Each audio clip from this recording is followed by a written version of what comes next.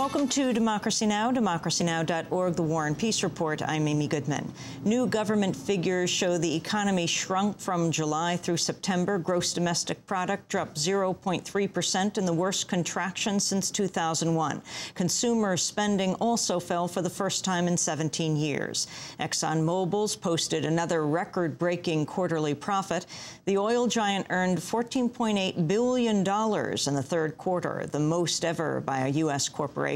That's nearly 15% higher than the previous record Exxon set in the second quarter. Meanwhile, Europe's biggest oil company, Royal Dutch Shell, also reported high third-quarter earnings, rising 74% to $10.9 billion. The Bush administration's making a final push for deregulation in its remaining months in office. The White House is seeking to do away with government safeguards protecting consumers and the environment.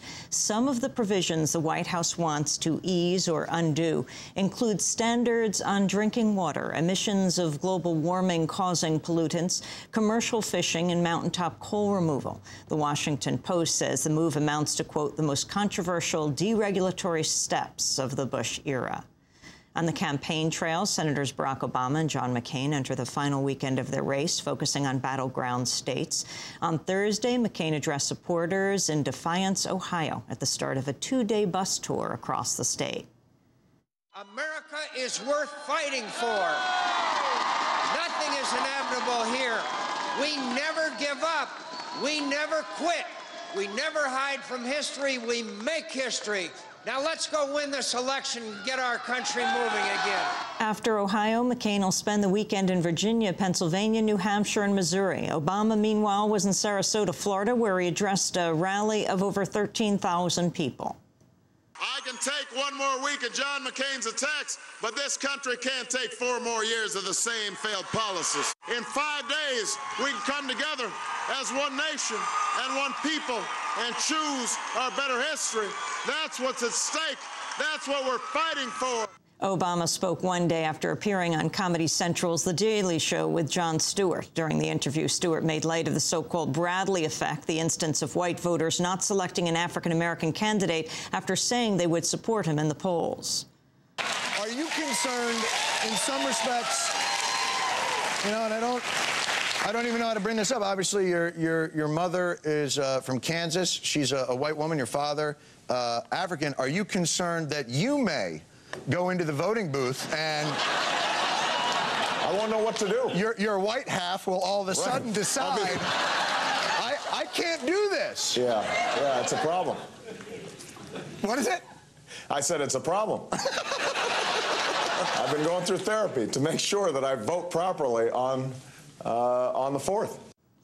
Meanwhile, a new analysis shows despite McCain's attempt to link Obama to high taxes, most Americans would likely pay less taxes under Obama's plan. The Tax Policy Center says Obama would generally cut more taxes than McCain for Americans making less than $100,000 a year. Americans making more than $250,000 would pay less taxes under McCain, but that only accounts for less than 3% of the population. Republicans in Minnesota are being accused of racism after running attack ads that apparently darken the skin of an Indian-American Democrat running for Congress. The Democrat, Ashwin Madhya, is a former Marine and Iraq war vet. Attack ads funded by the National Republican Congressional Committee appear to show him with a darkened complexion. Madhya is challenging Republican Eric Paulson in Minnesota's 3rd congressional district. In other election news, the campaign office for the peace mom Cindy Sheehan was vandalized in San Francisco early Thursday. All the front windows of Sheehan's office were shattered in what appears to be a targeted act. Sheehan is running against House Speaker Nancy Pelosi. In voting news, voter rights activists have won another major victory, this time in Colorado. State officials have agreed to reinstate tens of thousands of people whose names had been removed from the rolls. Colorado's Secretary of State Mike Kaufman said he'd removed up to 30,000 voters because they appeared twice on the rolls or had moved out of state. But in a lawsuit against Kaufman, the civil rights group The Advancement Project accused him of an illegal purge. Under a settlement, the removed voters will be able to cast provisional ballots. That'll be counted unless officials can prove their ineligibility. In Britain, senior CIA officers could face prosecution in the case of a Guantanamo prisoner who says he was tortured in U.S. custody. The British Attorney General is considering whether to bring charges against Americans involved in the rendition of alleged torture of British resident Binyam Mohammed. Mohammed claims his confession to terrorism charges was given only after he had his penis sliced by a blade. The Bush administration's refused to release key documents to Mohammed's lawyers and said efforts to obtain them would cause serious and lasting damage to U.S.-British relations, security, and jeopardize British national security. Last week, British judges warned they might intervene to compel the White House to hand over the documents. In India, at least 77 people have been killed in a wave of bombings in the northeastern state of Assam. Another 300 were wounded in the 13 coordinated blasts. A new government audit has found at least $6 billion in U.S. taxpayer monies gone to private military and security companies operating in Iraq. The Special Inspector General for Iraq Reconstruction says that's about 12% of the $50 billion in Iraq reconstruction money that's mostly flowed to American corporations.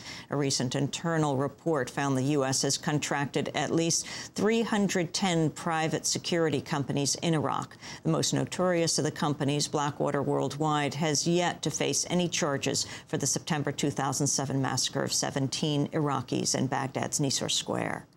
The Iraq war resistor James Burmeister has been freed after serving over 4 months in prison.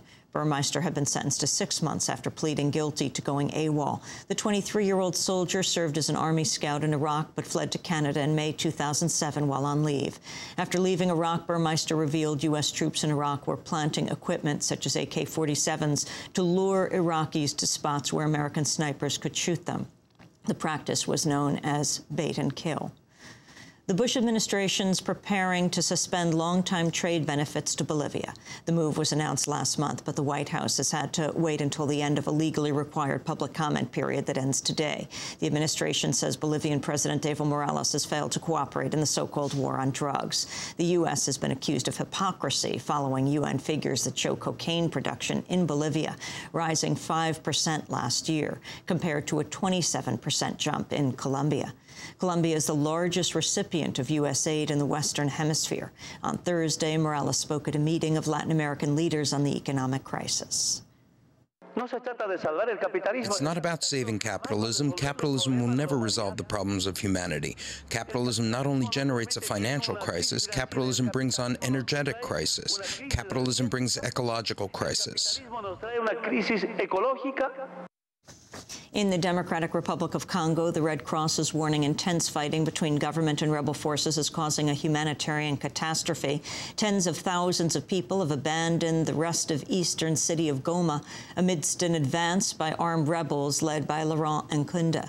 Overall, some 200,000 people have been displaced since August, and the number said to be growing by the hour. Back in the United States, an unarmed African-American has been shot dead by a police officer in the yard of his Los Angeles home. 20-year-old Julian Alexander was killed as he stood outside with a broomstick after hearing a strange noise in his yard. A police officer who'd been chasing suspected burglars through the neighborhood shot him twice without warning. Alexander had recently married. His wife is due to give birth to their first child in December. And federal immigration agents have arrested the former CEO of meatpacking company Agri-Processors, the target of the largest immigration raid in history. Nearly 400 workers were detained when agents raided the plant in Postville, Iowa, last May. The executive, Shalom Rubashkin, faces charges of harboring undocumented immigrants. And those are some of the headlines. This is Democracy Now!, democracynow.org, The War and Peace Report. I'm Amy Goodman.